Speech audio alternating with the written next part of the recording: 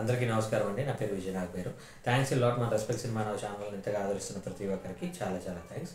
Again came back to one more casting requirement అండి. ఇది వచ్చేసి ఆర్కే ప్రొడక్షన్స్ అంట. వీళ్ళకి మెయిల్ కావాలంటే 20 నుండి 35 సంవత్సరాలలోపు వాళ్ళు, అలాగే ఫీమేల్ కూడా కావాలంటే 20 నుండి 35 సంవత్సరాలలోపు వాళ్ళు. సో వీళ్ళని మీరు ఎలాగ అప్రోచ్ అవ్వాలి, వీళ్ళ కాంటాక్ట్ డీటెయిల్స్ ఏంటనేది నేను వీడియోలో చెప్పే ప్రయత్నం చేస్తాను. దాంతోపాటు మన సబ్స్క్రైబర్ అడిగిన ప్రతి ప్రశ్నకి సమాధానం చెప్పడం అనేది మన బాధ్యత. కాబట్టి మన సబ్స్క్రైబర్ ఏమి అడిగారు అంటే, సార్ నేను ఇప్పుడు ఒకరికి ముఖ పరిచయం లేదు, వాళ్ళని నేను సోషల్ మీడియాలో అంటే ఫేస్బుక్లో కావచ్చు, ఇన్స్టాగ్రామ్లో కావచ్చు నేను పరిచయం చేసుకుని వాళ్ళని నేను అవకాశాలు అడిగితే వాళ్ళకి నాకు అవకాశాలు వస్తాయా అని అడగటం జరిగింది. దానికి నేను చెప్పేది ఏంటి అంటే, యూజువల్గా అమ్మాయిలు కావచ్చు, అబ్బాయిలు కావచ్చు, ఈ మధ్య ఫేస్బుక్లో కావచ్చు, ఇన్స్టాగ్రామ్లో కావచ్చు ప్రేమలు ఇవన్నీ ఎక్కువ అవుతున్నాయి. ఎందుకు ఎక్కువ అవుతున్నాయి? ఇప్పుడు మీ పక్కింటోడు ఏదైతే ఉన్నాడో, మీ ఎదురింటోడు ఏదైతే ఉన్నాడో, ముఖ పరిచయం లేనివాడు కూడా అలాగే ఉంటాడు. వాడికి ఏమి ఎక్స్ట్రా 2 చేతులు, ఎక్స్ట్రా 2 కాళ్ళు, ఇంకేమీ ఏవో ఉండవు.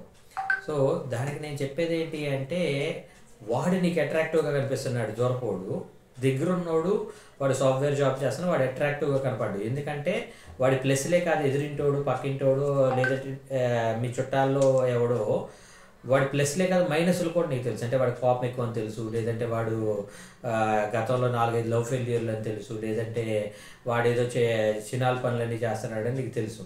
కానీ ఇవే పనులు నీకు సోషల్ మీడియాలో పరిచయమైనవాడు కూడా నీకు చేస్తాడు. కానీ వాడు నీకు ఫుల్ ప్లెజర్గా తెలియదు కాబట్టి వాడు నీకు ఎంతసేపు నీతో మాట్లాడేటప్పుడు చాలా వినసొంపుగా, చాలా మర్యాదగా, చాలా గౌరవిస్తూ, చాలా ప్రేమను ఒలగబోస్తూ మాట్లాడుతూ ఉంటాడు. వాడికి నువ్వు ఫ్లర్ట్ అవ్వడానికి చాలా వరకు పాసిబిలిటీస్ ఉంటాయి. వీళ్ళు సోషల్ మీడియాలో ఉండే వాళ్ళు కూడా ఏంటరా అంటే, వాళ్ళు రియలిస్టిక్గా ఎలా ఉంటారని నీకు తెలియదు. అంటే వాళ్ళు ఏ సినిమాలు చేశారో నీకు తెలియదు, వాళ్ళు అసలు చేశారో లేదో నీకు తెలియదు. ఏదో హీరోల పక్కన, హీరోయిన్ల దగ్గర ఫోటోలు దిగేసి, లేదంటే డైరెక్టర్ల పక్కన ఫోటోలు దిగేసి ఆ ఫోటోలు సోషల్ మీడియాలో పోస్ట్ చేయగానే వీడి తోడుగాను అసలు వీడిని మనకు అవకాశాలు అడిగితే ఇచ్చేస్తారని ఒక ట్రాన్స్లో మీరు వాళ్ళ దగ్గరికి వెళ్తారు. చాలామంది ఏం చేస్తారంటే, అవునా తమ్ముడు నీకు తప్పకుండా అవకాశం ఇద్దాం, ఓ పని చెయ్యి, పలానా సినిమాకి ₹1,00,000 తక్కువైందంటే ఆ ₹1,00,000 పెట్టుకుంటే నువ్వే ఆ సినిమాకి ఏమంటారు మంచి క్యారెక్టర్ చేద్దుగాని అంటారు. కట్ చేస్తే ఏంటి, నేను తీసుకొని వెళ్ళి ఒక 10,000-20,000లోనో ఒక షార్ట్ ఫిల్మ్ లాంటి కెమెరా తీసేసుకొని ఒక 5-10,000లో వచ్చి ఒక ఆర్టిస్ట్ అంటే జబర్దస్త్ ఆర్టిస్ట్ లాంటి వాళ్ళు తీసుకొని వచ్చి ఒక రోజు 2 రోజులు షూటింగ్ పెడతాడు. దానివల్ల వాడికి అయ్యే ఖర్చు 50,000. మిగిలిన 50,000 వాడి జేబులో పెట్టేసుకుంటాడు. ఏంటన్నా షూట్ చేసావు కదా, మరి అది ఎప్పుడు రిలీజ్ అంటే, ఏం తమ్ముడు అది రిలీజ్ అయ్యేటట్లేదు, అది పోస్ట్ ప్రొడక్షన్లో ఉంది, దానికి ఇంకా కనీసం ఒక 3 లక్షలు పెట్టే వాళ్ళ కోసం చూస్తున్నాను. ఇండైరెక్ట్గా నీకు ఏం చేస్తాడు, నాకు 3 లక్షలు ఇస్తే ఈ సినిమా రిలీజ్ చేస్తాను అంటారు. ₹1,00,000 ఇవ్వగలిగినోడు 3 లక్షలు తెస్తామని అనుకుంటాడు.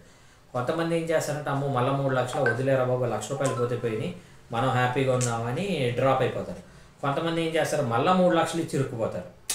ఆ 3 లక్షలు ఇచ్చిన తర్వాత ఏమవుతుంది, అప్పుడైనా రిలీజ్ చేస్తాడంటే కాదు, మొత్తం వాడు మహా అయితే అందులో ఒక 20,000-30,000 పోస్ట్ ప్రొడక్షన్ చేయించుకుంటాడు, మిగతా డబ్బులన్నీ వాడు పెట్టేసుకుంటాడు. ఆ తర్వాత ఏం చేస్తాడు అంటే, మరి రిలీజ్ ఎప్పుడు అంటే రిలీజ్ చేయాలని తమ్ముడు, కానీ డిస్ట్రిబ్యూటర్లు దొరకట్లా, ఎవరెవరో డిస్ట్రిబ్యూటర్లు దొరుకుతున్నారు. కానీ వాళ్ళు ఏం చేస్తున్నారంటే, వాళ్ళు రిలీజ్ చేయాలంటే ఇంత ఖర్చు పెట్టాలి అని అంటున్నారు, ఇన్ని థియేటర్లు కావాలంటే ఇంత ఒక 5 లక్షలు ఇవ్వాలి అంటున్నారు అంటాడు.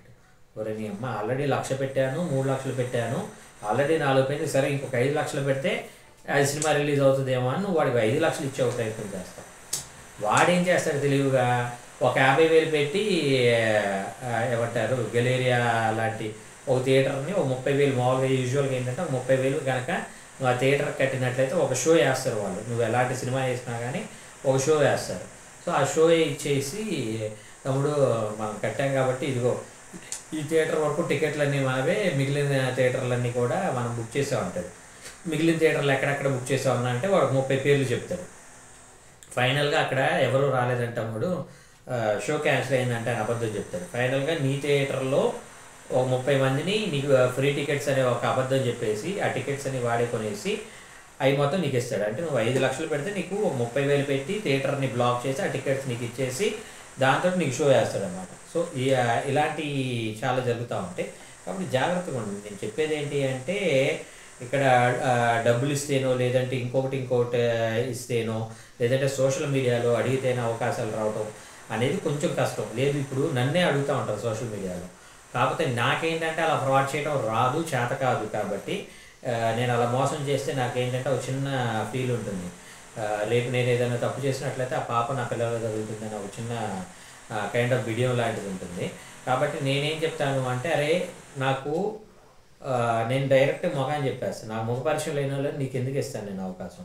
నా చుట్టూతా అన్న నమస్తే అన్న అని తిరిగే వాళ్ళు ఒక 500 మంది ఉంటే, అన్న సాయంత్రానికి మంది వేద్దాం అనే వాళ్ళు ఒక 100 మంది ఉంటే, అన్న సరదాగా విజయవాడ కానీ, కాశీ కానీ, గయా కానీ, షిరిడి కానీ లాంగ్ డ్రైవ్ వెళ్ళొద్దాం అన్న ఖర్చు అంతా నాదే అనే వాళ్ళు ఒక 30 మందో 20 మందో ఉంటే, ఇంకా డిఫరెంట్ కైండ్స్ ఆఫ్ ట్రీట్స్ ఇచ్చేవాళ్ళు ఒక 10 మంది ఉంటే, వీళ్ళందరినీ కాదని ముఖ పరిచయం లేని నీకెందుకు నేను అవకాశాలు ఇస్తాను రా అని నేను నిర్మోహమాటంగా మొఖానంట.